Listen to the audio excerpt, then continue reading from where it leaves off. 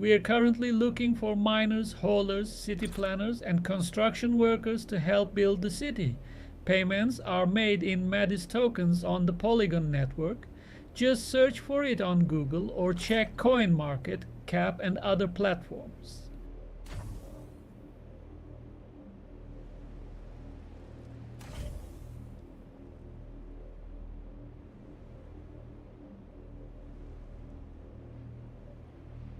Well, most of you don't fully understand what I mean when I say persistent universe, or more precisely, a persistent universe on a single shard server.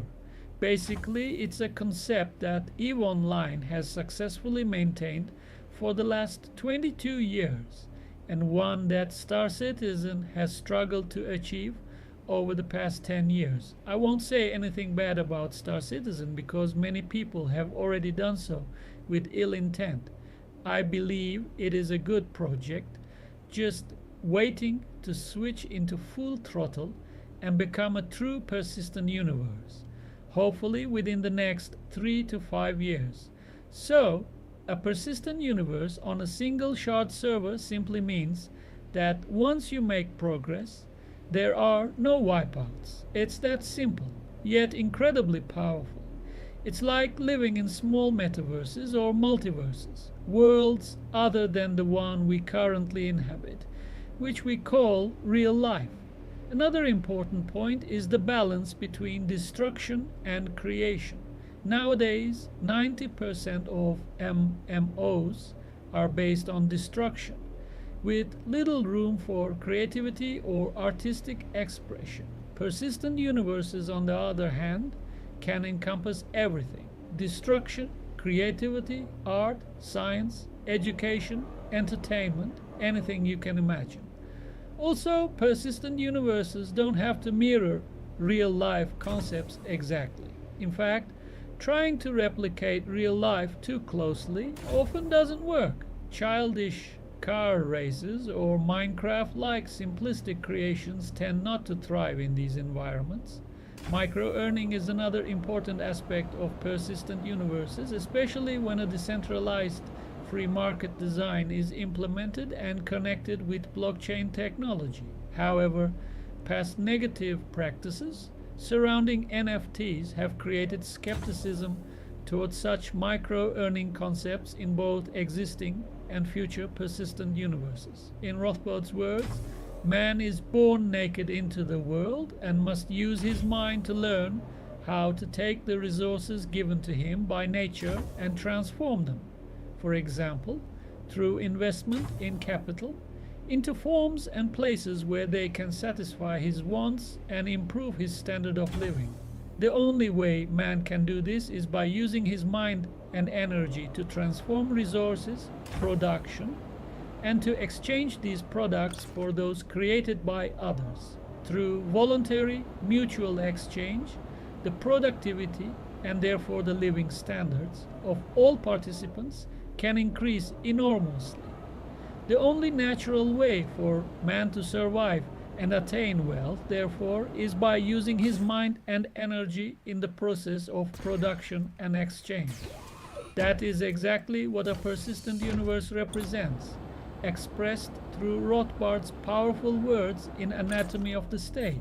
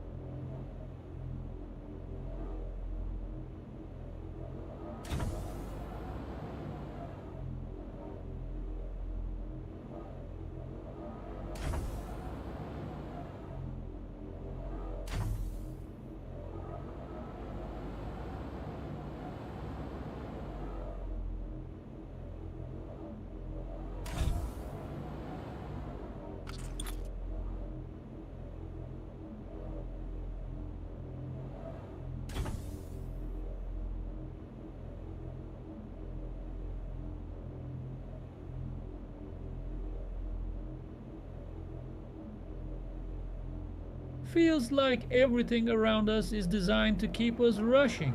React fast, don't think too much, stay busy, stay distracted. After a while, you stop questioning anything. You just follow the loop. Depth disappears, speed takes over. And we call that normal. But the moment you slow down and actually build something, you realize how little thinking was happening before and how easily it can come back.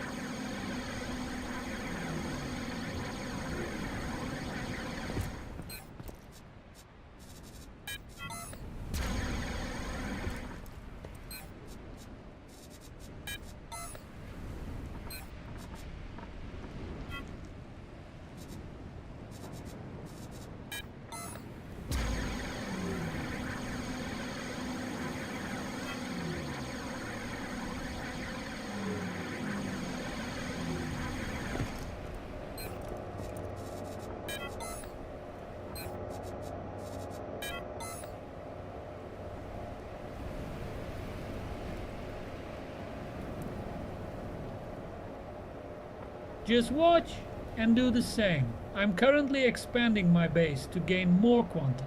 After that, I will exchange them for Madrandis tokens. And the rest is easy. Madrandis to POL, then to USDC. If you're not a primate, it's simple.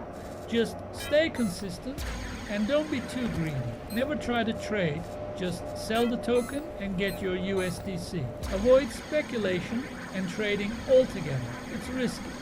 Just focus on two things: growing your in-game currency, Quanta, and then exchanging it for the stablecoin USDC. That's it. You may ask why I'm sharing this. Because more workers mean more market activity in the game, which means more profits for all of us. It's a win-win. I don't expect anything. Don't send me donations or thanks. We all work together to earn more. Don't forget my advice. Sell your tokens and get your USDC. Don't try to buy low and sell high. It's risky. You don't know where the low is, and the same is true for the high. Our job is to generate stable earnings on a daily basis. That's it. The name of the game is MyDU. Don't buy the game, just message me and I'll give you a trial. Once you start earning, you can purchase the game and continue. I know how hard it is to earn a dollar today through labor, especially when it comes to digital income. 99% of blockchain-based projects require upfront investment. Airdrops have become less fair and are often disappointing in the end. Play-to-earn games are no different. They almost always require you to invest money first. Here, I'm exploring something different. Persistent universes that require nothing but your time. If you know what you're doing, your labor can turn into income. That's exactly what I'm working on and showing all of you in real time.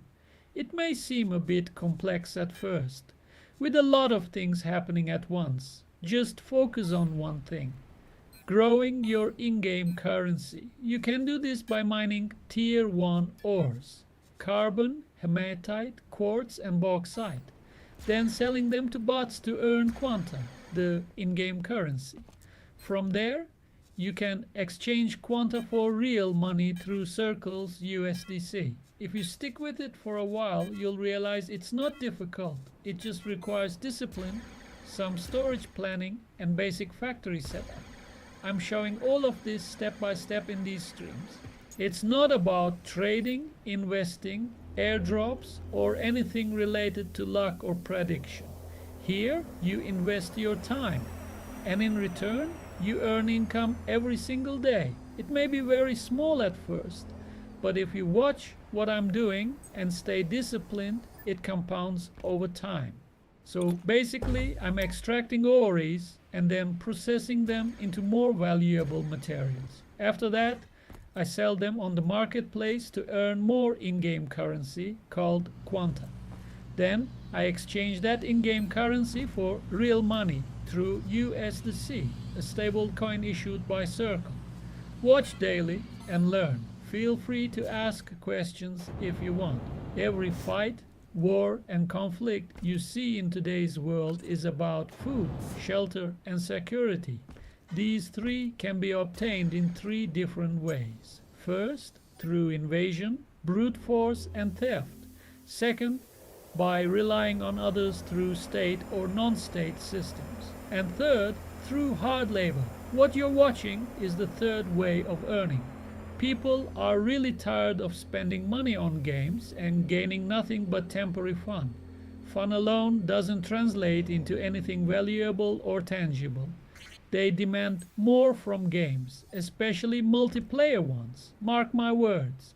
New games that don't offer earning opportunities for players won't survive in the long run. More importantly, there should be no cost to enter these universes. People should be able to enter freely, work and earn. Simple. Enough talk. It's time to act. If you have a computer with just 10 gigabytes of free space, you can start today. Download the game and begin earning immediately. No theory, no waiting. The fastest way to learn is by doing it yourself. Send me your in-game name and I'll personally guide you through your first steps and help you set up your factory from scratch. Final destination is to build passive income through US dividend stocks using everything generated from these operations, converting in-game currency into stable coins, and then using that real money to create long-term income. Without passive income, we are all in trouble in the long run. Everything in this generation has been built on debt, and that path is becoming impossible to sustain. We may be very close to conditions similar to the Great Depression, perhaps within the next 2 years, in my opinion. So save every amount you earn from this persistent universe while you can, and convert it into passive income. We are currently looking for miners, haulers, city planners, and construction workers to help build the city. Payments are made in Madrandis tokens on the Polygon network. Just search for it on Google or check CoinMarket, Cap, and other platforms.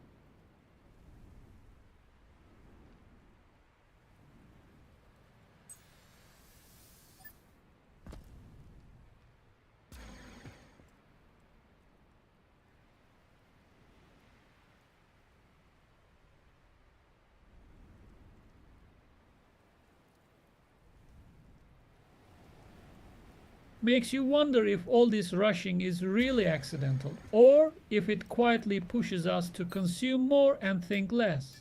Because the less you think, the easier everything becomes to accept. No friction, no resistance, just flow with it.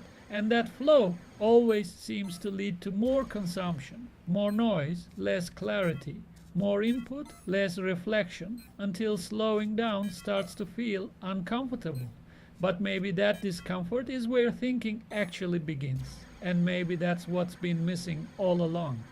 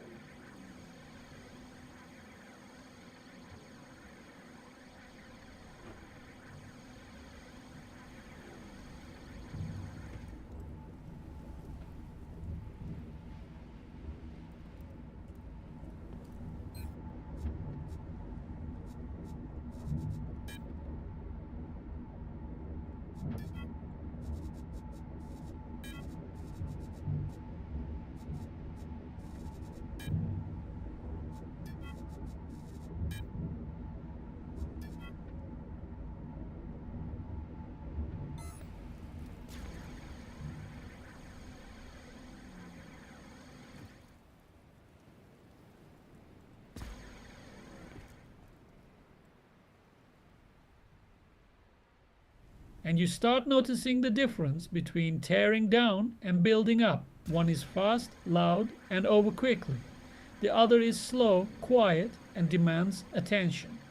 Destruction gives instant feedback. Building asks for patience. One keeps you reacting, the other forces you to think ahead. Piece by piece, step by step, you begin to see the long term instead of the next moment, and that's where thinking really starts to grow again.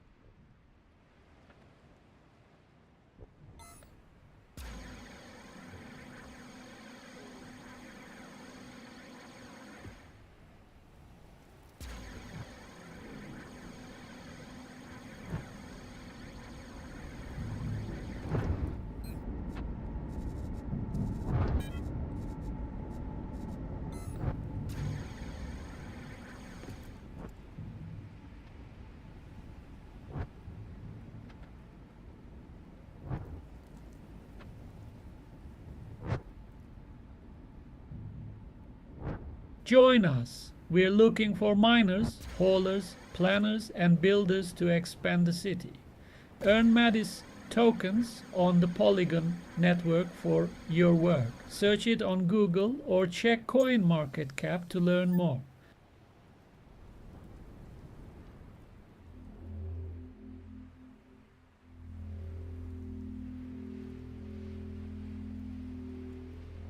And at some point, it's no longer just about what you do, it becomes about how you think. You start seeing the difference between consumers and builders. Consumers move with what's given. Builders shape what isn't there yet. One waits to be fed. The other creates with intention. One reacts to the world, the other slowly changes it, and that shift changes everything.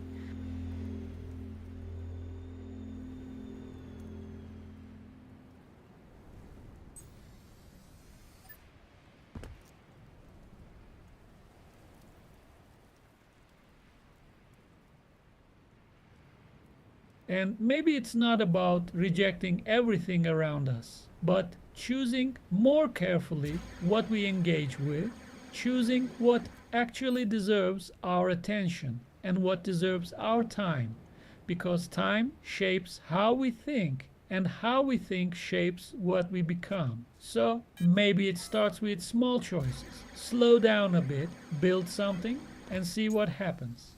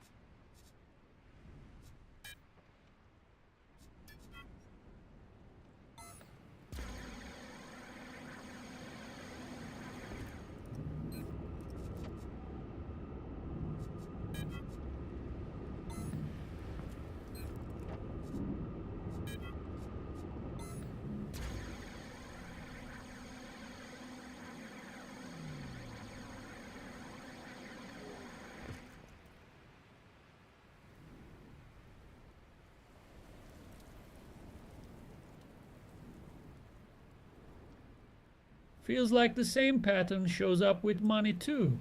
Fast gains, quick wins, instant results, everyone chasing something that moves fast. Leverage, risk, all in decisions. It looks powerful at first, until it turns against you just as fast, and suddenly everything is gone. Not because of bad luck, but because speed was chosen over stability, the same way we choose reaction over thinking.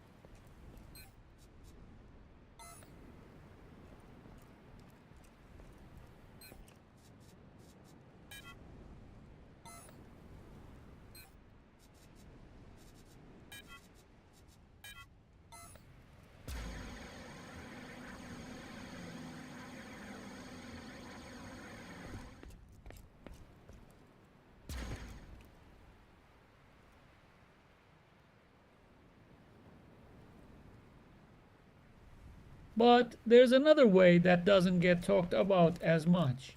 Small steps, repeated over time. Earnings that don't look impressive at first, but don't disappear overnight either. It's slower, quieter, almost boring compared to the fast path. But it builds something that actually holds. Something you don't have to rebuild again and again. And maybe that's the real difference between chasing wealth and actually creating it.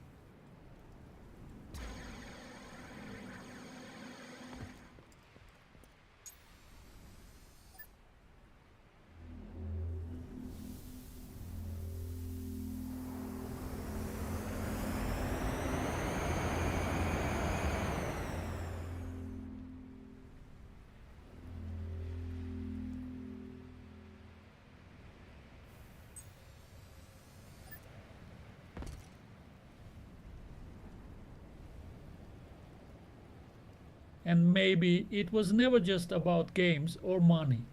Maybe it's about how we approach everything, rushing, reacting, chasing the next result, or slowing down, thinking, and building something real. The same pattern repeats everywhere. In how we play, how we think, how we grow. Fast paths promise a lot but rarely last. Slow paths feel invisible until they aren't. And over time, they shape something solid, something that doesn't need to be restarted.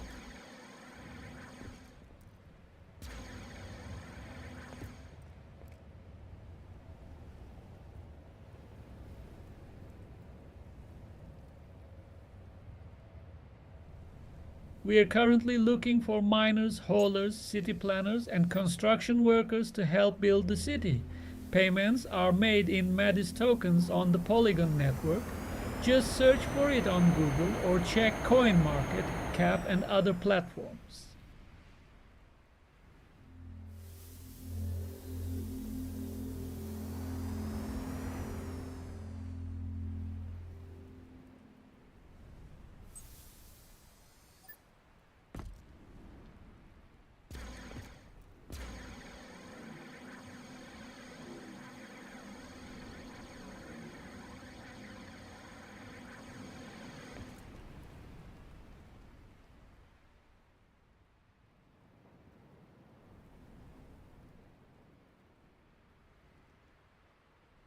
It makes you wonder why fast loops are so hard to leave, even when you know they don't really lead anywhere. Maybe it's because they feel good immediately. No waiting, no uncertainty. You do something, you get something clear, simple, predictable. There's comfort in that kind of loop. You always know what comes next. No need to think too far ahead, just stay in motion.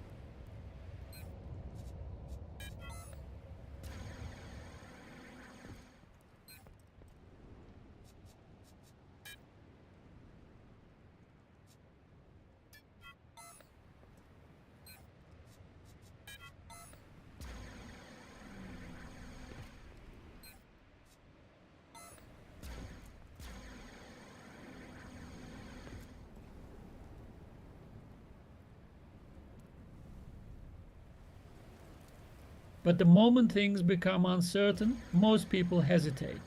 No clear reward, no immediate result, just effort without guarantees. That's where the fast loops lose their appeal and the slower path begins.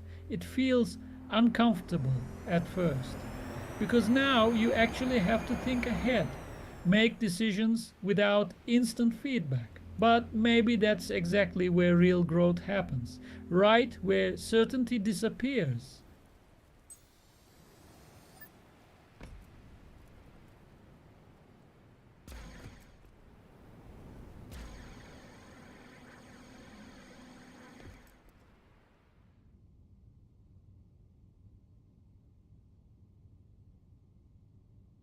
Just watch and do the same. I'm currently expanding my base to gain more quanta. After that, I will exchange them for Maddis tokens.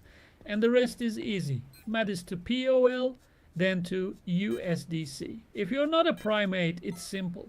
Just stay consistent and don't be too greedy. Never try to trade. Just sell the token and get your USDC. Avoid speculation and trading altogether. It's risky. Just focus on two things: growing your in game currency, Quanta, and then exchanging it for the stablecoin USDC. That's it. You may ask why I'm sharing this. Because more workers mean more market activity in the game, which means more profits for all of us. It's a win win. I don't expect anything. Don't send me donations or thanks. We all work together to earn more. Don't forget my advice. Sell your tokens and get your USDC. Don't try to buy low and sell high. It's risky. You don't know where the low is, and the same is true for the high. Our job is to generate stable earnings on a daily basis. That's it. The name of the game is MyDU. Don't buy the game, just message me and I'll give you a trial. Once you start earning, you can purchase the game and continue. I know how hard it is to earn a dollar today through labor, especially when it comes to digital income. 99% of blockchain-based projects require upfront investment. Airdrops have become less fair and are often disappointing in the end. Play-to-earn games are no different. They almost always require you to invest money first. Here, I'm exploring something different: persistent universes that require nothing but your time. If you know what you're doing, your labor can turn into income. That's exactly what I'm working on and showing all of you in real time. It may seem a bit complex at first, with a lot of things happening at once. Just focus on one thing: growing your in-game currency. You can do this by mining Tier 1 ores: carbon, hematite, quartz and bauxite, then selling them to bots to earn quanta, the in-game currency. From there, you can exchange quanta for real money through Circle's USDC. If you stick with it for a while, you'll realize it's not difficult. It just requires discipline, some storage planning and basic factory setup. I'm showing all of this step by step in these streams. It's not about trading, investing, airdrops, or anything related to luck or prediction. Here, you invest your time, and in return, you earn income every single day. It may be very small at first, but if you watch what I'm doing and stay disciplined, it compounds over time. So basically, I'm extracting ores and then processing them into more valuable materials. After that, I sell them on the marketplace to earn more in-game currency called quanta. Then I exchange that in-game currency for real money through USDC, a stable coin issued by Circle. Watch daily and learn. Feel free to ask questions if you want. Every fight, war and conflict you see in today's world is about food, shelter and security. These three can be obtained in three different ways. First, through invasion, brute force and theft. Second, by relying on others through state or non-state systems. And third, through hard labor. What you're watching is the third way of earning. People are really tired of spending money on games and gaining nothing but temporary fun. Fun alone doesn't translate into anything valuable or tangible. They demand more from games, especially multiplayer ones. Mark my words. New games that don't offer earning opportunities for players won't survive in the long run. More importantly, there should be no cost to enter these universes. People should be able to enter freely, work, and earn. Simple. Enough talk. It's time to act. If you have a computer with just 10 gigabytes of free space, you can start today. Download the game and begin earning immediately. No theory, no waiting.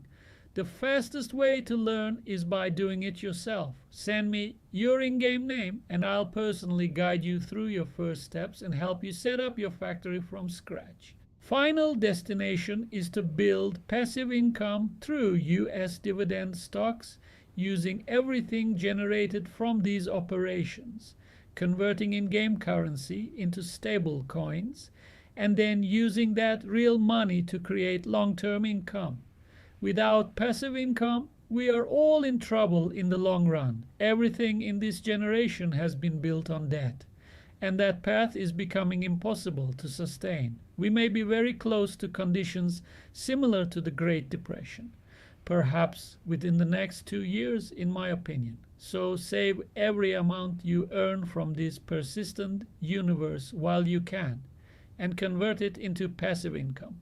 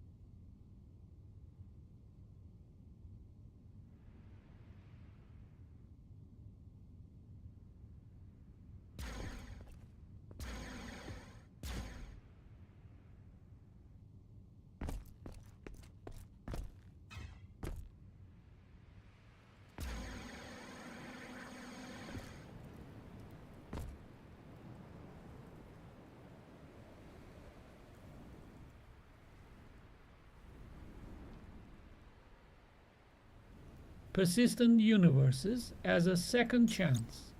My biggest regret in real life is not following my father's advice when choosing my profession. The worst part of this regret is the reason behind my decision to ignore his carefully considered suggestion.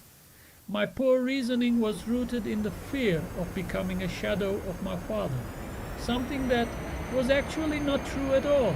Yes, he suggested his own profession to me, and he had many logical reasons for doing so.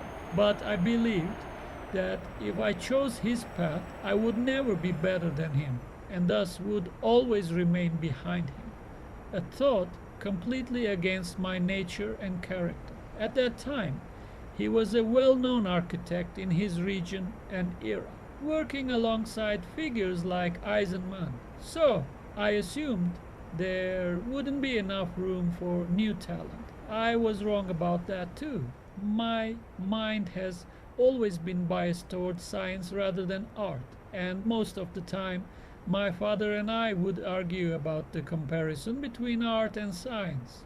a debate that I now clearly see was pointless. So I followed my own way, my passion for chemical process industries. I studied in that field, and since I also had a strong interest in economics and finance, I added those to my backpack as well.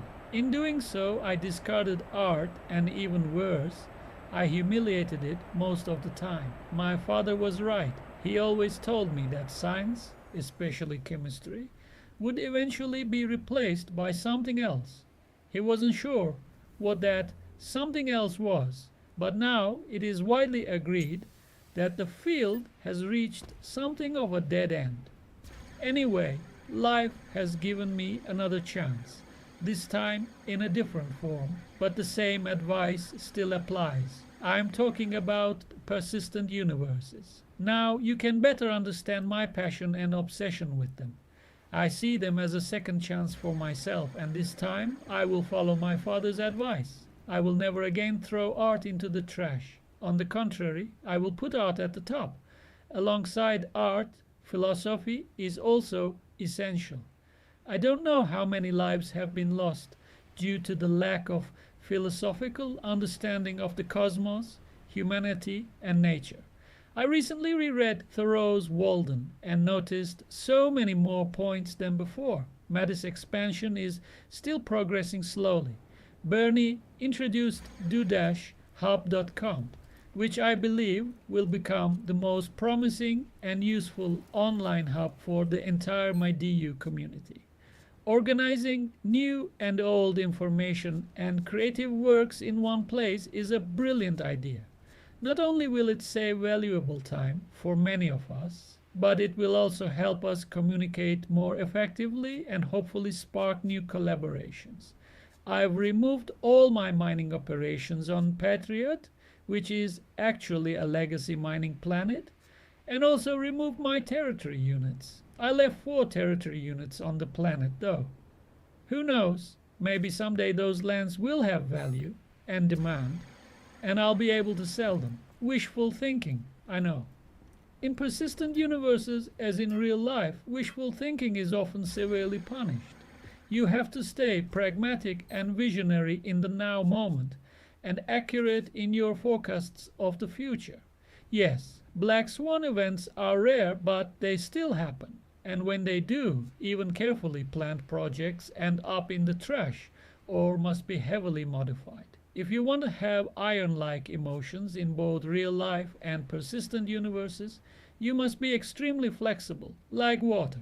Otherwise, you will always find something to complain about, calling life or the universe unfair.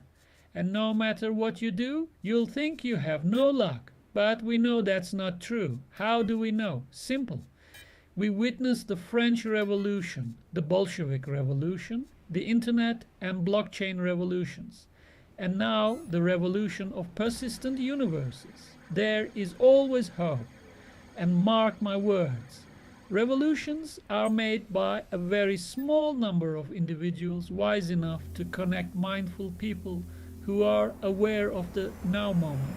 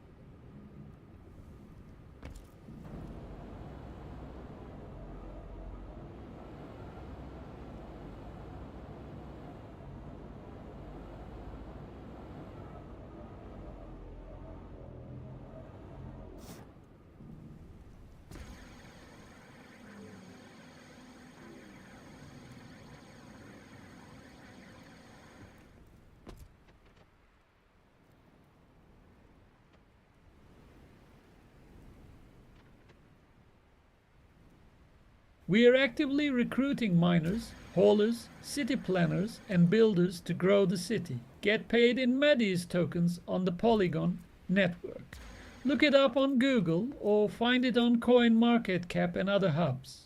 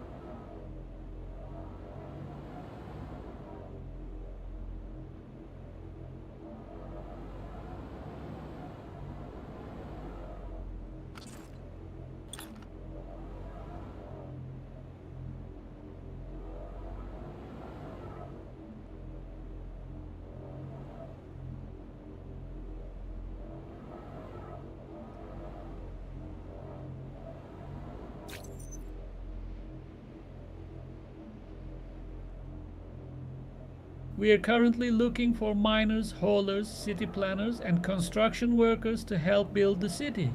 Payments are made in Madis tokens on the Polygon network. Just search for it on Google or check CoinMarket, Cap, and other platforms.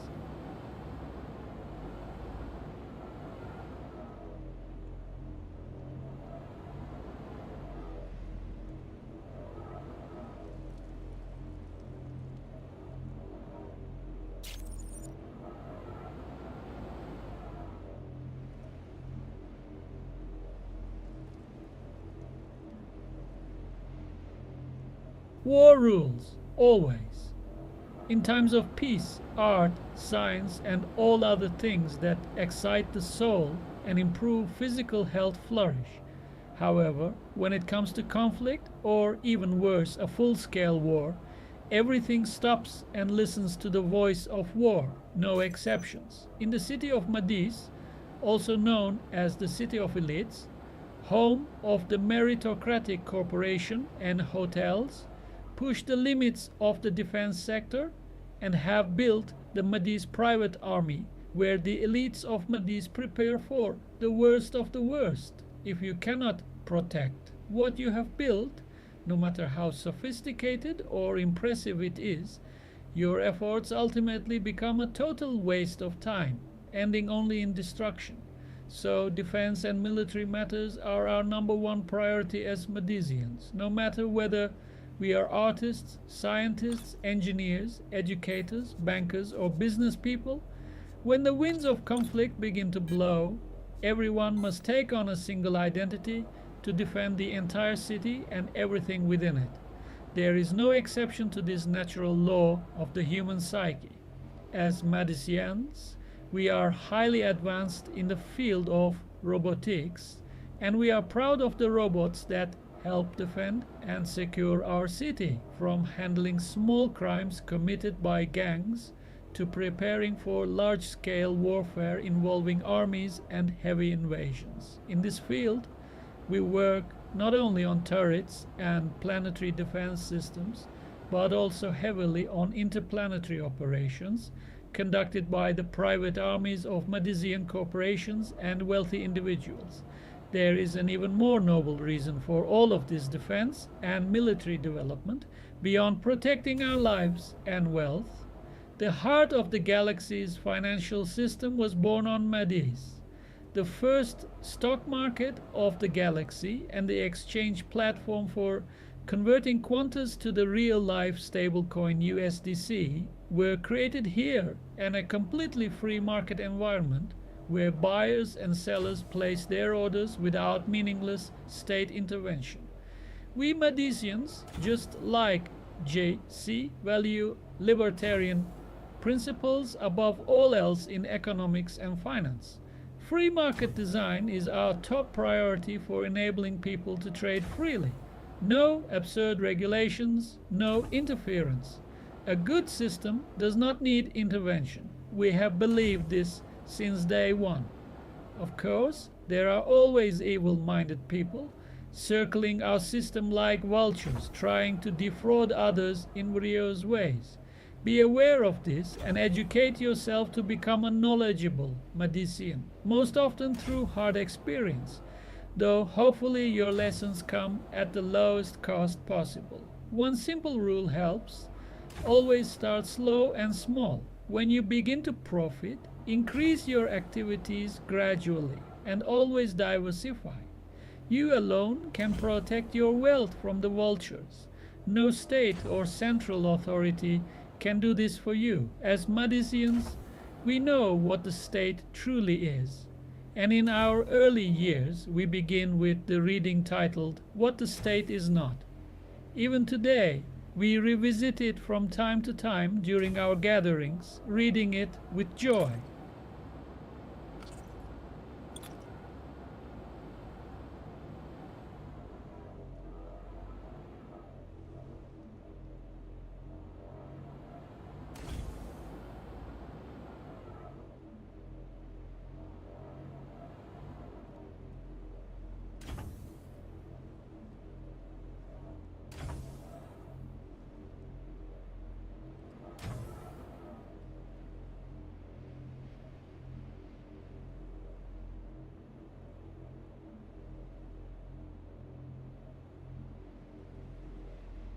la guerre règne, toujours.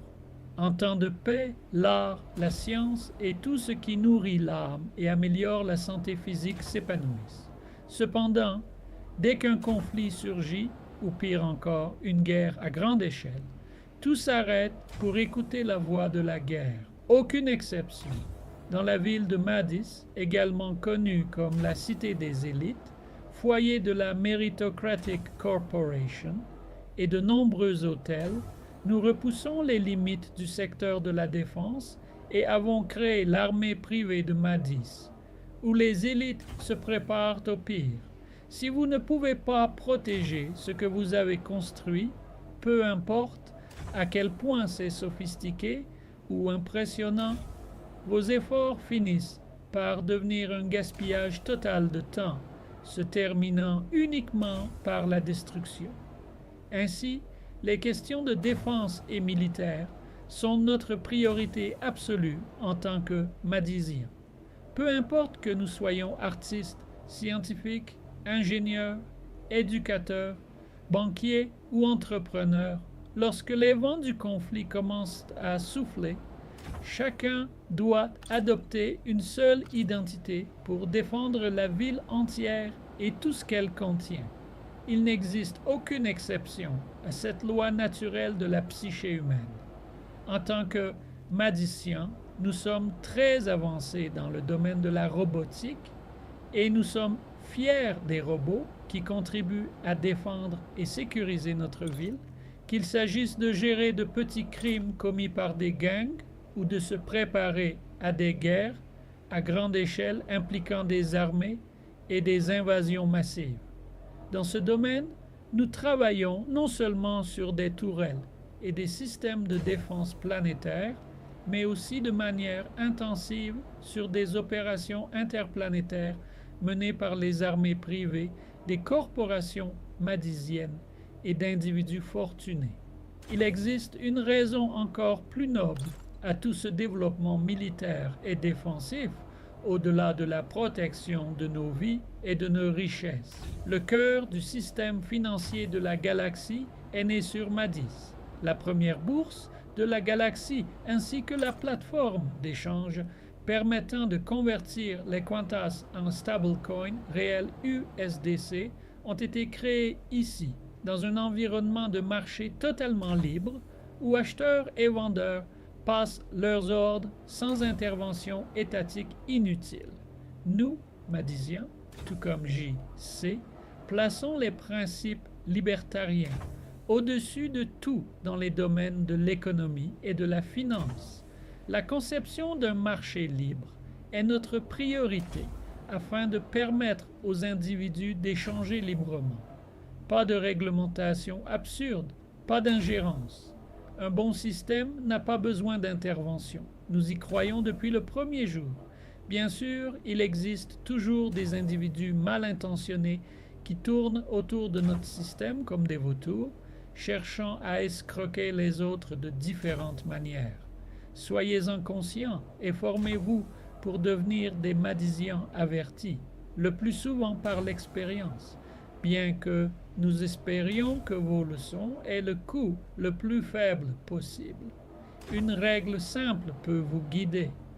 Commencez toujours lentement et à petite échelle.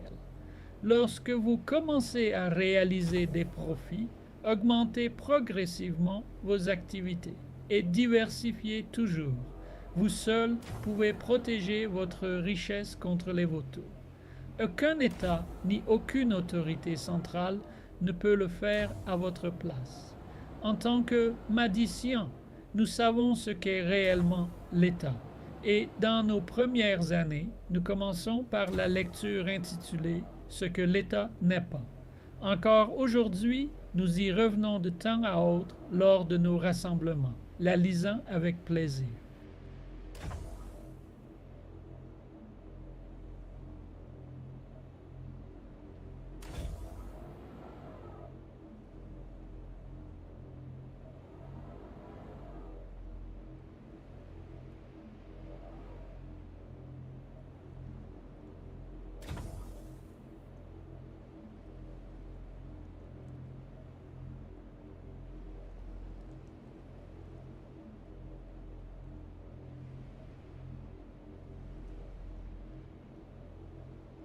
Enough talk. It's time to act. If you have a computer with just 10 gigabytes of free space, you can start today. Download the game and begin earning immediately. No theory, no waiting. The fastest way to learn is by doing it yourself. Send me your in-game name and I'll personally guide you through your first steps and help you set up your factory from scratch.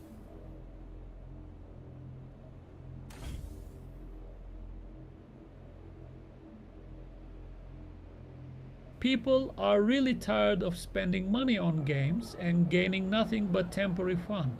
Fun alone doesn't translate into anything valuable or tangible. They demand more from games, especially multiplayer ones. Mark my words. New games that don't offer earning opportunities for players won't survive in the long run. More importantly, there should be no cost to enter these universes. People should be able to enter freely, work, and earn. Simple.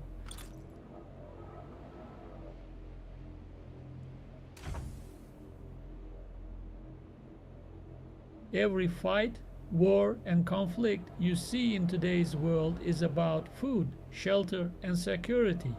These three can be obtained in three different ways. First, through invasion, brute force, and theft. Second, by relying on others through state or non-state systems. And third, through hard labor. What you're watching is the third way of earning.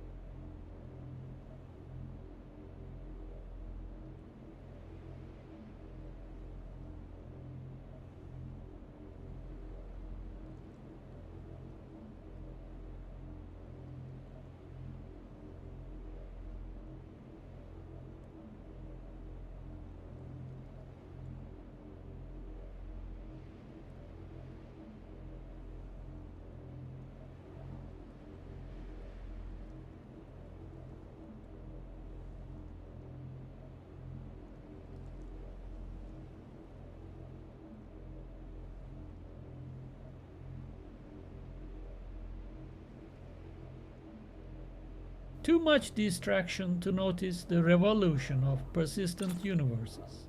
When a new MMO enters the market with huge hype, people jump into the game like hypnotized beings, spend countless hours, and end up with nothing tangible in their hands, just excessive dopamine use and sleepless nights. Still, they're happy to spend their valuable time, meet new friends, have fun, and so on. There's nothing wrong with having fun, but once you know the circus is run purely for profit, things look different. Another MMO comes, the previous one gets abandoned, and the cycle repeats. Friends come and go within that time frame as well. In this noisy environment, silent and harmonious persistent universes hardly get noticed. Even when they do, their value rarely matches that of the dopamine driven circus shows. Why? The simple reason is that the circus is carefully engineered by masterminds supported by an army of behavioral scientists. Their main job is to keep players addicted for as long as possible. Meanwhile, persistent universes use none of these tricks. They simply wait to be explored, like gold mines waiting for extraction. That said, one should understand that these persistent universes advance steadily every single day. This means competition within them becomes harder and harder as time goes on. It's like having the knowledge and funds to build a gas station on a crowded highway at almost no cost, but instead choosing to play football during the day and go to bars at night until your health and wallet deteriorate. Only then do you realize you had the chance to build that gas station when opportunity knocked, but you ignored it. Every decision carries its own consequences. If you don't give attention to something valuable now, it won't give you attention later. It's that simple. If you had invested in gold when its price was depressed, you would have protected your wealth decades in advance. See? Your time and talent are your wealth when you're young. Diversify yourself into some persistent universes even if you don't fully understand what they are, just like Bitcoin in the early 2000s.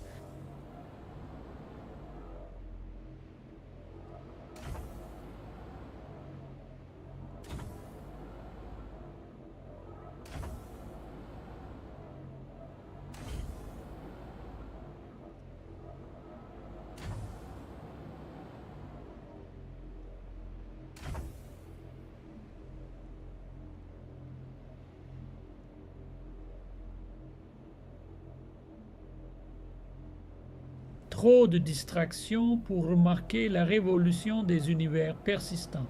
Lorsqu'un nouveau MMO arrive sur le marché avec un battage médiatique massif, les gens s'y précipitent comme des êtres hypnotisés, passent d'innombrables heures et finissent sans rien de tangible entre les mains, seulement un excès de dopamine et des nuits sans sommeil. Pourtant, ils sont heureux de consacrer leur temps précieux, de rencontrer de nouveaux amis, de s'amuser, et ainsi de suite.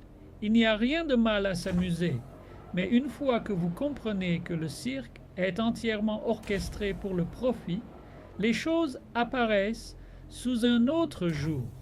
Un autre MMO arrive, le précédent est abandonné et le cycle se répète. Les amis vont et viennent dans ce laps de temps également. Dans cet environnement bruyant, les univers persistants, silencieux et harmonieux passent presque inaperçus, et même lorsqu'ils sont remarqués, leur valeur est rarement perçue comme équivalente à celle des spectacles dopaminergiques du cirque. Pourquoi? La raison est simple. Le cirque est soigneusement conçu par des esprits stratégiques, soutenus par une armée de spécialistes du comportement. Leur objectif principal est de maintenir les joueurs dépendants le plus longtemps possible. Pendant ce temps, les univers persistants n'utilisent aucun de ces artifices. Ils attendent simplement d'être explorés, comme des mines d'or prêtes à être exploitées. Cela dit, il faut comprendre que ces univers persistants progressent constamment, jour après jour. Cela signifie que la concurrence en leur sein devient de plus en plus difficile avec le temps. C'est comme si vous aviez les connaissances et les moyens de construire une station-service sur une autoroute très fréquentée à un coût quasi nul, mais que vous choisissiez à la place de jouer au football le jour et d'aller au bar le soir jusqu'à ce que votre santé et votre portefeuille se détériorent. Ce n'est qu'à ce moment-là que vous réalisez que vous aviez l'opportunité de construire cette station-service lorsque l'occasion s'est présentée, mais que vous l'avez ignorée. Chaque décision entraîne ses propres conséquences. Si vous n'accordez pas d'attention à quelque chose de précieux aujourd'hui, cela ne vous accordera aucune attention demain. C'est aussi simple que cela.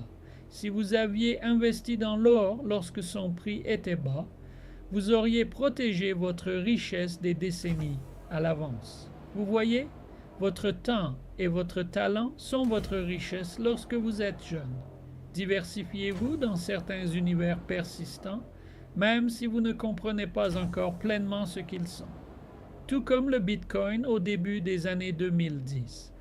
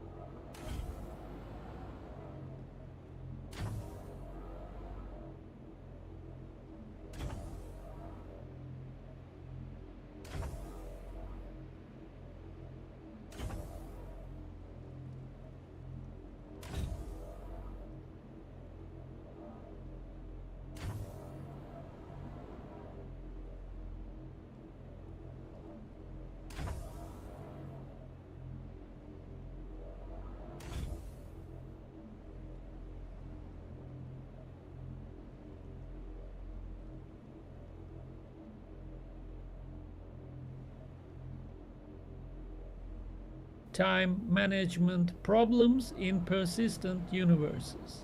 Sometimes tough decisions have to be made in a persistent universe regarding time management and creativity.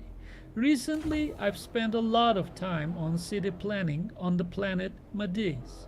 The time wasn't spent only in the persistent universe. It also required a lot of real-life research in architecture, avant-garde art, abstract painting, ecology, industrial design, philosophy, especially existentialism as applied to persistent universes, current industry and tech developments related to persistent universes, psychology and behavioral aspects of how users live and search for meaning in an alternative persistent universe, and even military history related to exopolitics and conventional doctrines of real-life militaries and so on. As you can see, I'm thinking quite seriously about the topic, not just from a typical MMO perspective. It demands new thinking, often innovation, and a bit of utopian imagination. There is a very clear tendency among MMO developers and funders to underestimate the true value of persistent universes by placing them in the same category as traditional MMO games. There is a very clear and frankly cynical reason for this. They want to keep selling their old products, and the last thing they want is an awakened small community that understands the real value of persistent universes compared to outdated MMO formulas. These developers and the people funding them want to keep the circus running through cycles of repetitive releases, relying on dopamine driven mechanics to sustain the show. Anyway, I don't want to dig into all of that. Instead, I need to manage my time more carefully and remain as creative and innovative as possible. In the first sentence of my short talk, I mentioned tough decisions about time management. What I meant is that city planning requires a lot of ores and minerals from other planets, which must then be processed into building materials. So I have to spend enormous amounts of time locating these ores and establishing a long term supply chain. It really takes a lot of time. Tough decisions must be made. Should I build a slowly developing, high quality city with a stable material supply? Or should I focus entirely on planning the city and ignore material quality and other factors? Until now, I've preferred the first approach. I'm still more on the quality side, but supply becomes critical as the city's population increases. So, this week, and probably the next two, I'll also focus on the supply issues before they cause real problems. And worse, my defense strategies and planning for Black Swan events are still lagging behind. See? Planning and living in a persistent universe is much more challenging than just joining an MMO and pew-pewing something. Every long-term decision brings consequences, good or bad, and correcting weak decisions often requires more time than making new ones. By the way, I'm not talking any of these as an unhappy chronic complainer. Quite the opposite. I enjoy challenges of this sort, especially those that push me to research, learn new things, and adapt to a new environment.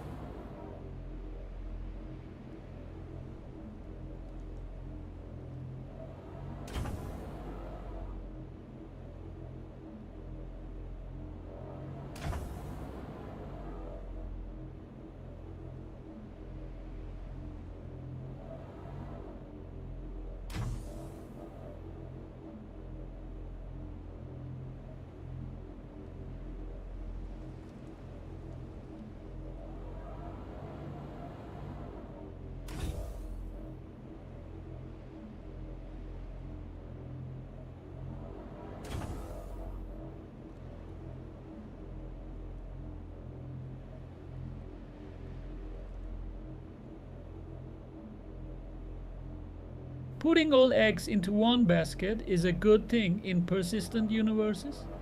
Regular viewers of my streams and my old friends know how heavily I invested my time and energy into Dual Universe, a single shard server based persistent universe. I also spent a considerable amount of time on other titles such as EVE Online, Star Citizen, and Prosperous Universe. However, when compared to Dual Universe, all these titles combined account for 10% or less of my total time investment. Why? There is one simple answer. There is no real alternative to Dual Universe. Still, the question remains, is it really worth putting all eggs into one basket? I confidently answer 1000% yes. No other title offers such a great opportunity to build a utopia, an ideal society within a persistent universe. Other titles dictate their utopias to us. We have no choice but to obey the borders they draw, without exception. In Dual Universe, specifically MyDU, a new version of the title, we are given the chance to create our own utopias, a model of an ideal society. Putting all eggs into one MyDU server is a bit risky, but it is the only worthwhile way to spend our valuable time. So far, the North Continuum universe has progressed nicely, with a stable user base, a transparent roadmap for future development, and clear rules for living in the universe. My hard work in legacy mining and city planning has started to bear fruit, slowly but surely. There was some misunderstanding regarding certain important raw materials needed to expand the city. This raw material problem almost completely halted infrastructure development for 3 weeks in a row. The issue has now been temporarily resolved through some begging, trading with other players. However, we decided to stop all plans for city expansion unless this raw material supply problem is solved by the system itself. All these experiences once again raised a very well-known question. Is it really good to put all eggs into one basket? In this case, the North Continuum universe and server. I would say with 1000% confidence, yes it is. Just as there is no real alternative to the Dual Universe project among persistent universes, there is no real alternative to North Continuum when it comes to individual servers. Despite the negative effects I described, there was also a positive side to this 3 week pause. I spent more time thinking about the city of Madrandis, read more books, and analyzed more architectural projects in the constructivist style. Now, the city's industrial and urban harmony concept is becoming more apparent. Each tile has its own harmony within production and manufacturing, business life, and urban life. Still, logistics, including roads, air roads, and citywide lighting, pose a greater risk of collapse. However, I have a brilliant idea to solve all of this with one smart solution: the fractal development of everything. I know this is a somewhat abstract concept, but it will be better understood once the creations are complete. Let's see if the raw material problem will be fully resolved. Tension was high in the city during this short period, and the majority of entities either stopped their projects permanently or paused them temporarily without hope. Desperation would be an appropriate word to describe the city over these past 3 weeks. Even military affairs were affected, our best allies were questioned, and the meritocratic leadership, the city's main organization leader in private, military, and security, openly declared that we have no allies. The city's security status was changed from neutral to negative toward all Novians in the Nord universe.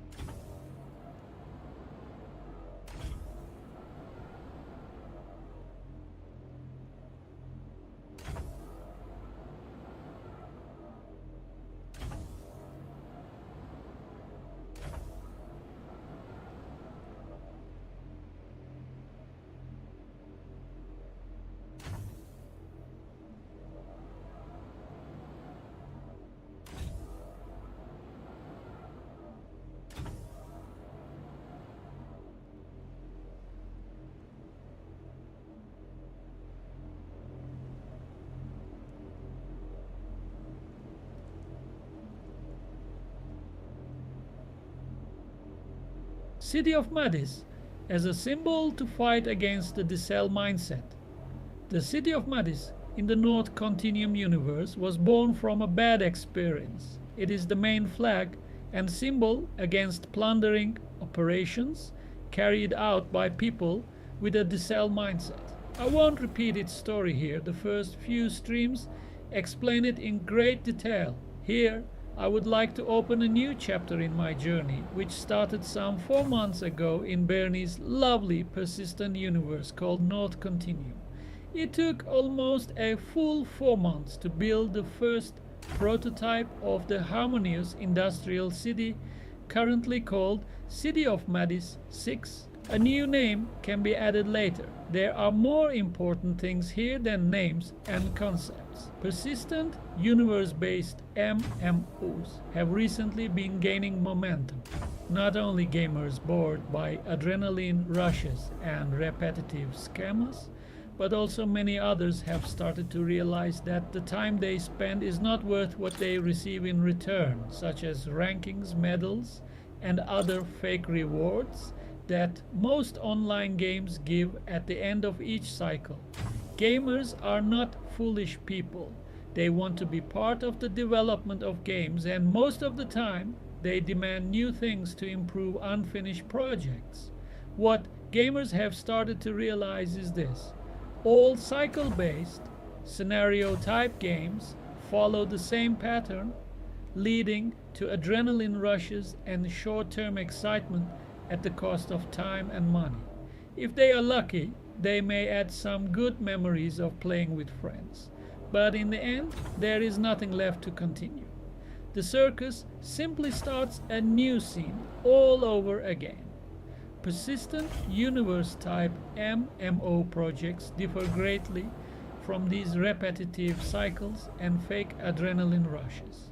This new era offers real value to gamers who don't want to stop, but instead want to continue the journey and add more tangible things than rankings and similar rewards. They progress their avatars every single day, just like in real life. Anyway, I have written posts like this in the past, so there is no need to repeat it further. Let's jump to the city of Madis 6. This city, like any real-life city, is full of surprises for first-time visitors. By surprise, I don't mean created scenarios or childish mechanics that make it feel like you're playing a game. Quite the opposite. It feels like you've landed in a real city and you are the one writing your own story and implementing your own ideas for your next steps. City of Madis 6 is a tool and a model of an ideal society in which freedom and creativity truly matter. At first, exploring a new city is a bit complicated, just like in real life. You are completely open to learning new information about the city and interacting with real people. In City of Madis 6, screens are vital elements for spreading information to both new visitors and established citizens. Don't expect stereotypical, boring content in City of Madis 6. Instead, you will explore a very dystopic environment in which your previous real-life experiences will hardly help you. Here is the trick. When you encounter a problem and face a dilemma, choose the non-logical option instead of logical thinking based on real life. This is quite uncomfortable at first because we are heavily conditioned by the current world we live in, even within a persistent universe. I'm not talking about fantasy or sci-fi concepts. This is more like a utopic world that we all shape together. Don't think of utopia as a bad word. It is very close to the word ideal. In our utopic city, we are building and experimenting with an ideal industrial society where imagination has no limits. Another important point is that City of Madis 6 has a mission to complete: to build an army of effective accelerationists, EAUOC, against the entire decel mindset and its parasitic caste system.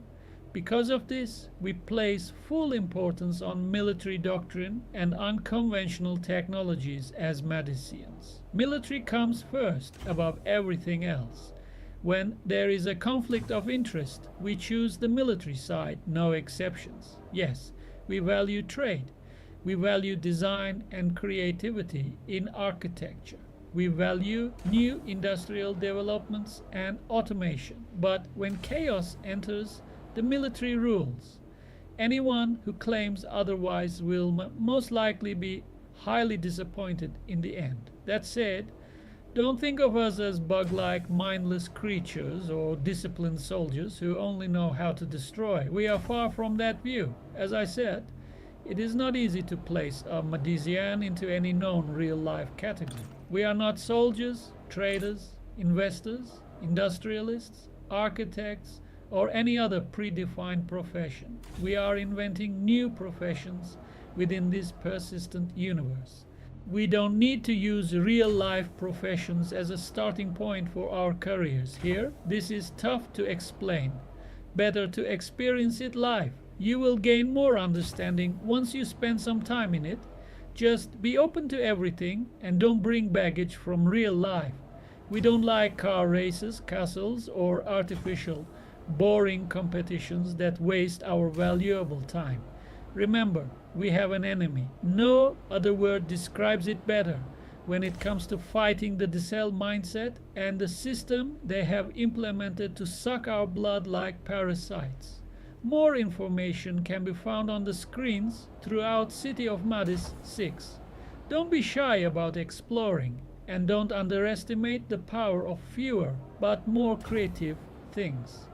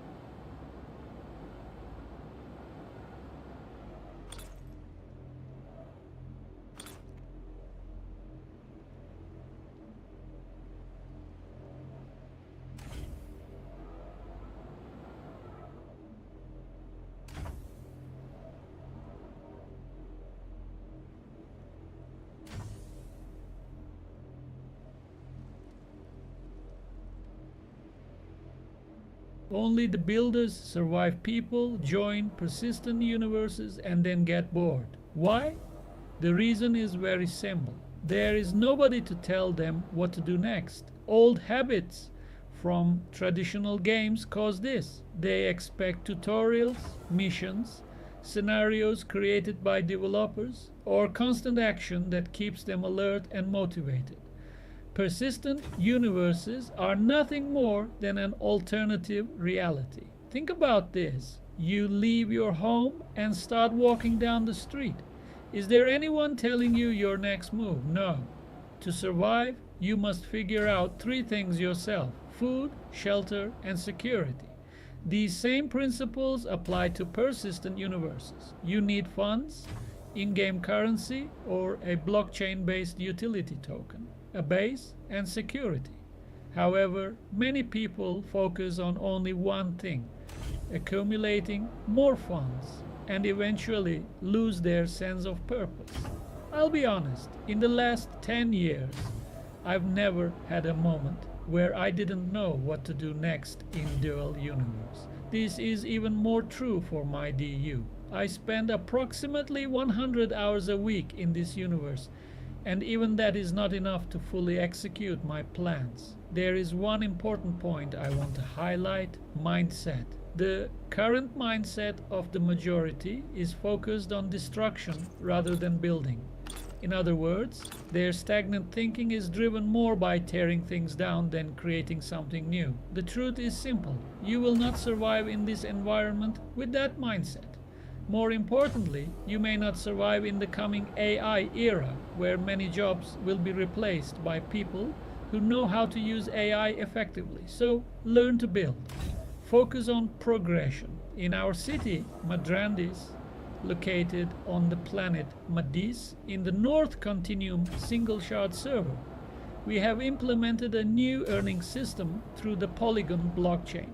This is not just about earning. It's about a fully player-driven economy connected to a utility token called Madrandis. This token was not created for speculation or quick profits through buying low and selling high. It is a true utility token, meaning it is required to perform actions and participate in the city's systems. In-game currency, Quanta, is also important in developing the city's economy. During the early years, Quanta can be used to acquire city buildings and participate in projects that generate Madrandis tokens. More information is available through the city's employment portals, displayed on large screens. Hopefully, we will soon have more builders, people who are not bored, but instead struggle only with managing their time because there is too much to build.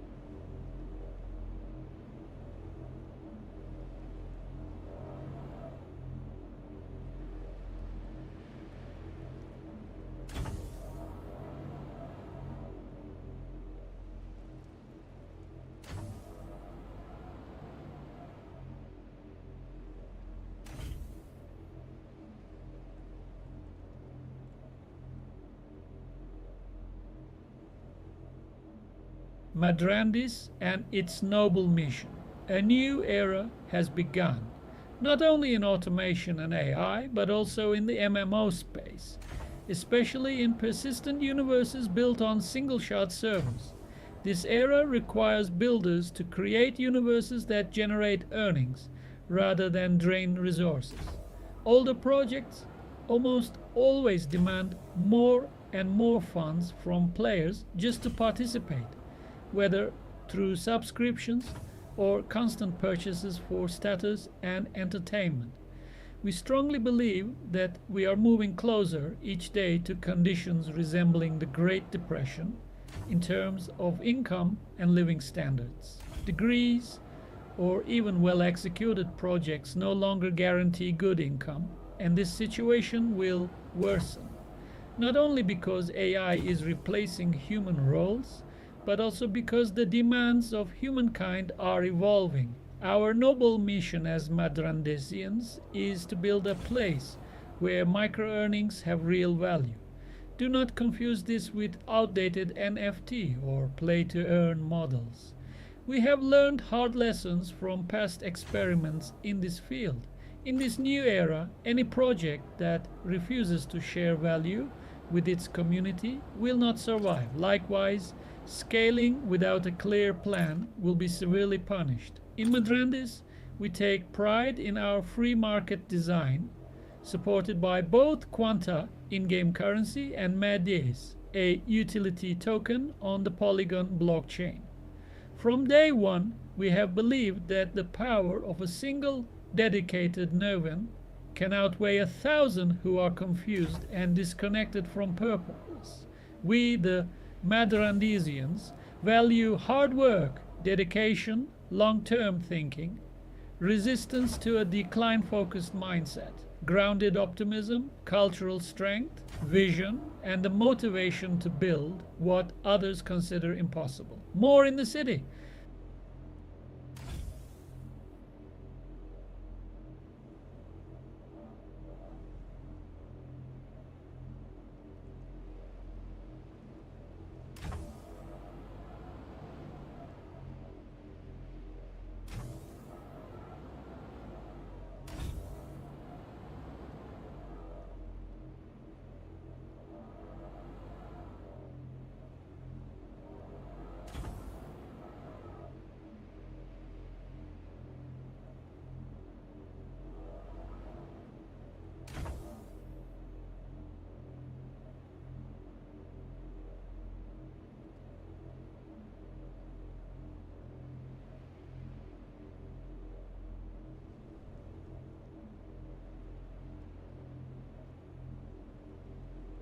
Think about this persistent universe I'm in. It's like Satisfactory in an FMO format, but much bigger in both scale and purpose, or like Star Citizen without wipeouts, where all the progress you've made is stored and backed up, just like EVE Online has done for the past 22 years. What's different from EVE Online here is that everything you see is created by users. There isn't a single thing or mission dictated by the developers of the universe. That's a big difference.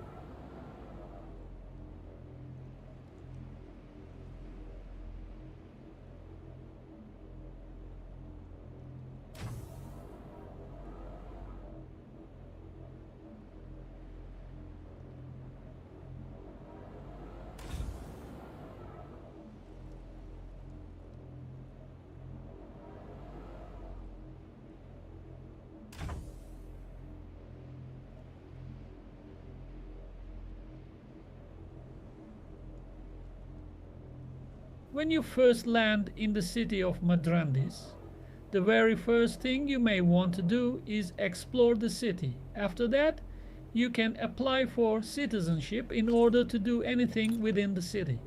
You can rent or buy buildings using either Qantas, which is MyDU's main in-game currency, or Madrandis' own currency, issued as a utility token on the blockchain called Madis. The Madis utility token can be exchanged on dApps like Uniswap. After renting or buying your building, you can apply to the Department of Commerce to open your company. Once your company is registered, you can start doing business in the city and begin earning the city's token. This can be better understood as an airdrop of tokens based on your contributions and work within the city. For more information, visit City Hall. Just follow the screens or find Rothbardian, von Mises, Factorium, Meritocratic, or Kepler and start chatting with them in-game.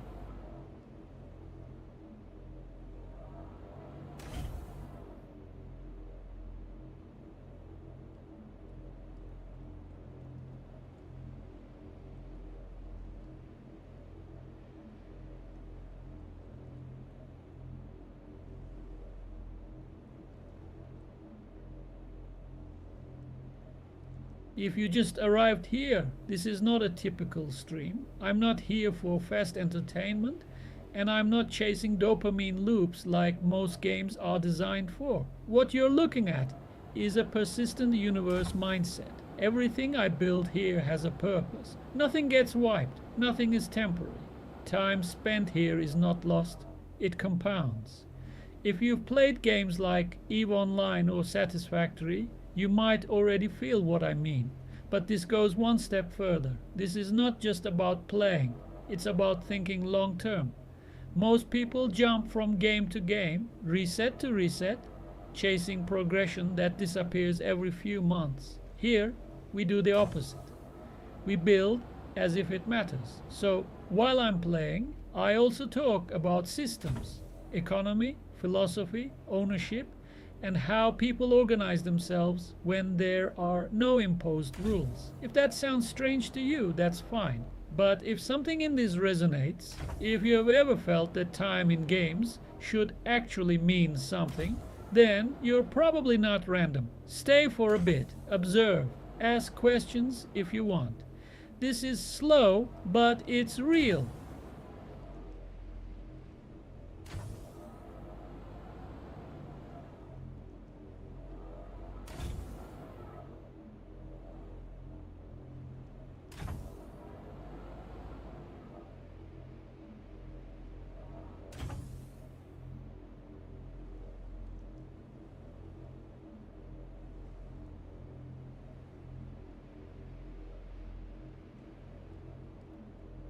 How does one lead a rational life in an irrational society? I will confine my answer to a single fundamental aspect of this question. I will name only one principle, the opposite of the idea which is so prevalent today and which is responsible for the spread of evil in the world. That principle is, one must never fail to pronounce moral judgment. Nothing can corrupt and disintegrate a culture or a man's character as truly as does the precept of moral agnosticism, the idea that one must never pass moral judgment on others, that one must be morally tolerant of anything, that the good consists of never distinguishing good from evil. It is obvious who profits and who loses by such a precept. It is not justice or equal treatment that you grant to men when you abstain equally from praising men's virtues and from condemning men's vices. When your impartial attitude declares, in effect, that neither the good nor the evil may expect anything from you. Whom do you betray and whom do you encourage? But the pronounced moral judgment is an enormous responsibility. To be a judge, one must possess an unimpeachable character. One need not be omniscient or infallible, and it is not an issue of errors of knowledge. One needs an unbreached integrity, that is, the absence of any indulgence in conscious, willful evil. just as a judge in a court of law may err when the evidence is inconclusive, but may not evade the evidence available, nor accept bribes, nor allow any personal feeling, emotion, desire, or fear to obstruct his mind's judgment of the facts of reality.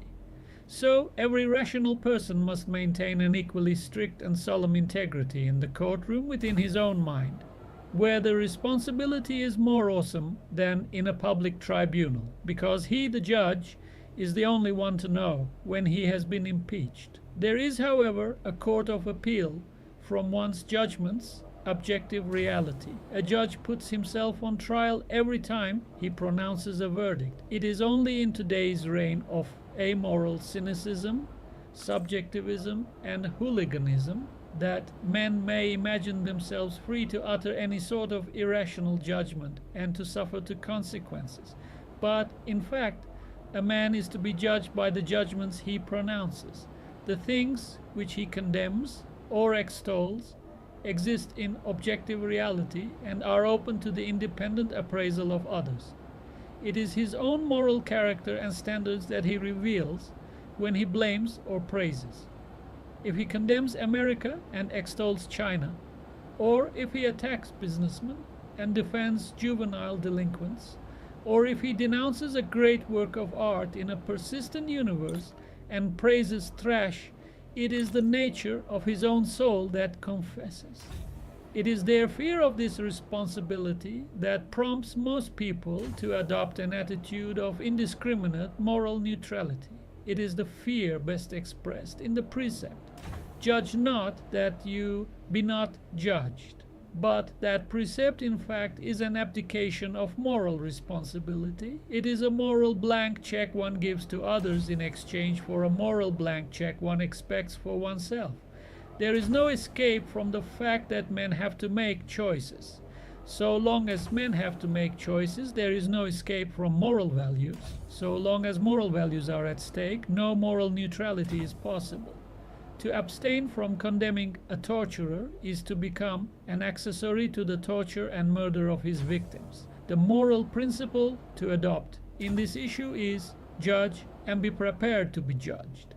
The opposite of moral neutrality is not a blind, arbitrary, self-righteous condemnation of any idea, action, or person that does not fit one's mood, one's memorized slogans, or one's snap judgment of the moment. Indiscriminate tolerance and indiscriminate condemnation are not two opposites.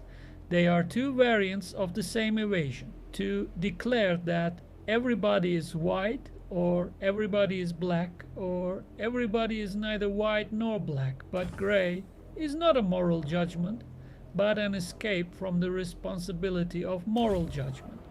To judge means to evaluate a given concrete by reference to an abstract principle or standard. It is not an easy task. It is not a task that can be performed automatically by one's feelings, instincts, or hunches. It is a task that requires the most precise, the most exacting, the most ruthlessly objective and rational process of thought. It is fairly easy to grasp abstract moral principles. It can be very difficult to apply them to a given situation, particularly when it involves the moral character of another person. When one pronounces moral judgment, whether in praise or in blame, one must be prepared to answer why and to prove one's case to oneself and to any rational inquirer.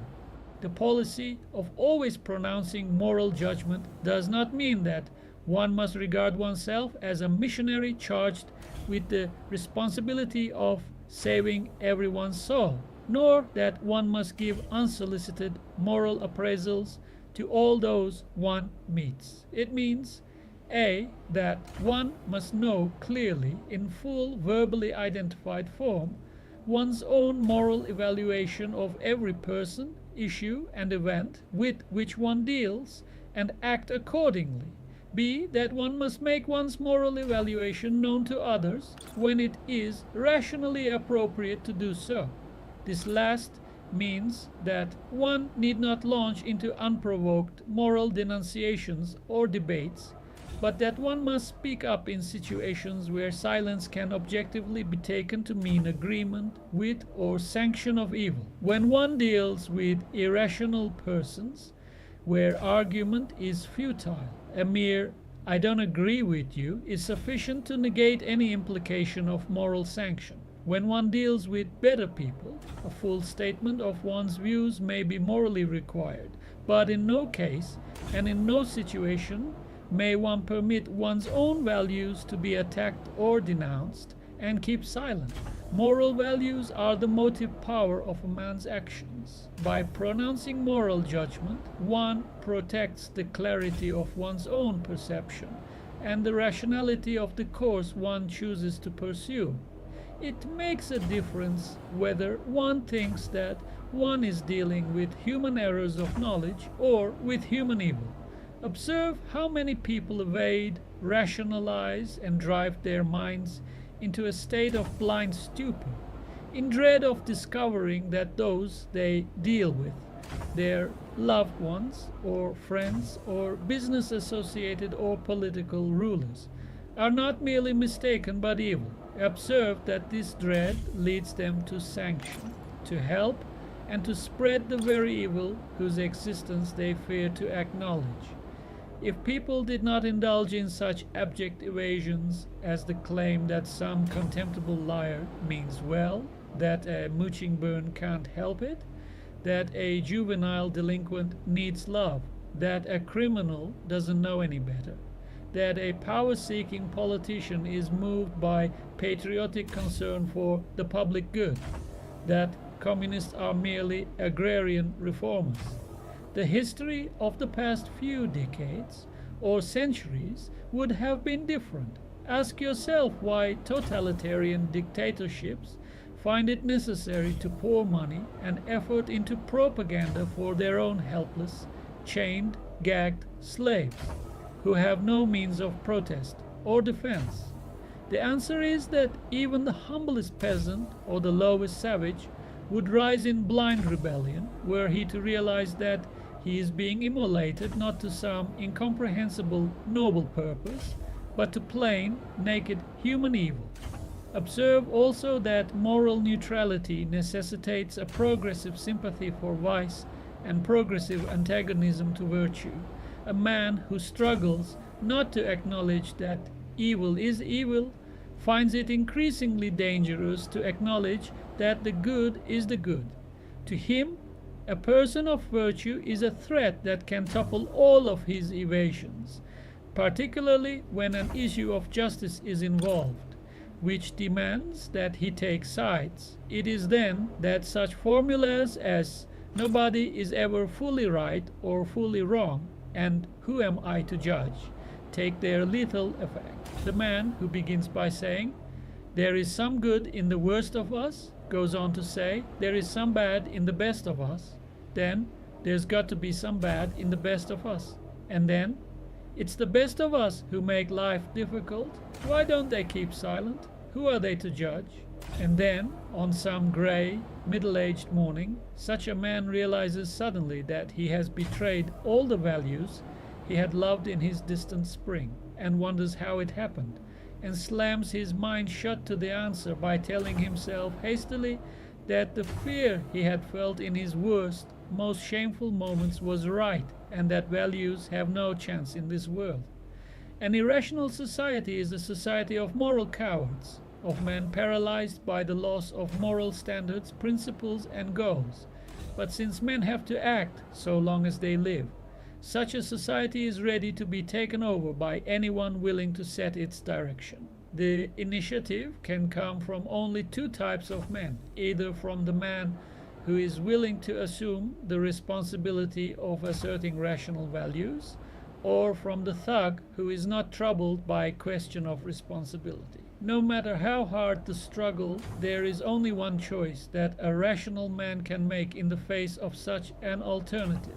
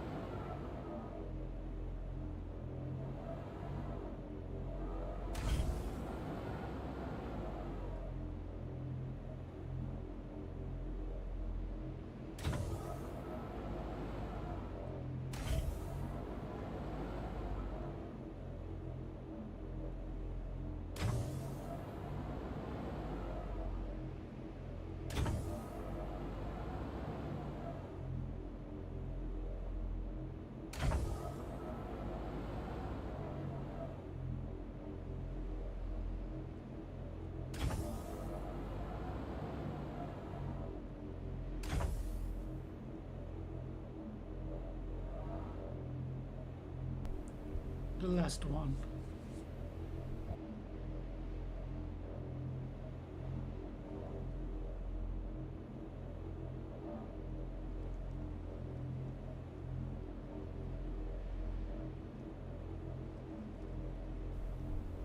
And then I will go to employment portal.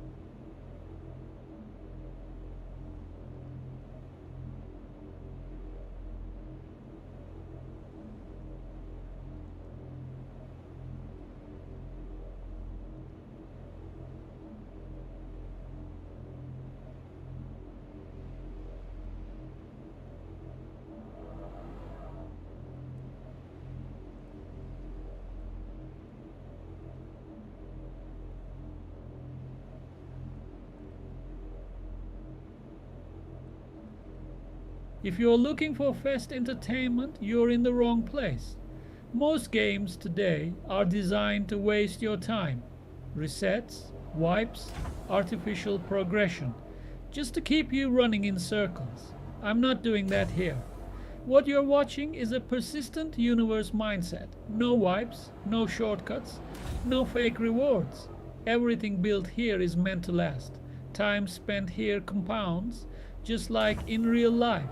While I play, I talk about systems, economy, ownership, philosophy, things most people avoid because they require thinking. This is not for everyone. If you just want distraction, there are thousands of streams for that. But if you've ever felt that something is wrong with how games and even society are structured, then you might understand this. I'm not here to entertain you, I'm here to build and to find others who think the same.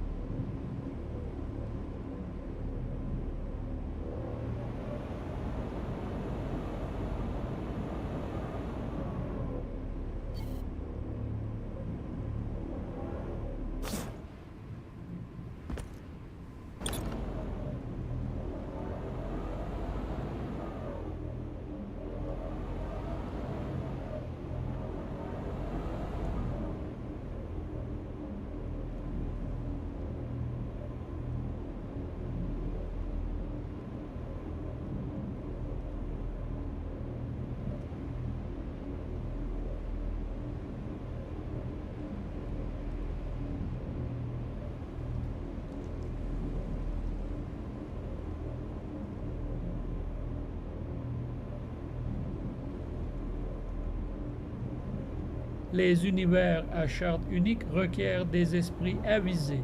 Ces derniers temps, j'ai beaucoup réfléchi à des sujets comme l'existentialisme, la création de valeur et la nature de l'innovation véritablement précieuse.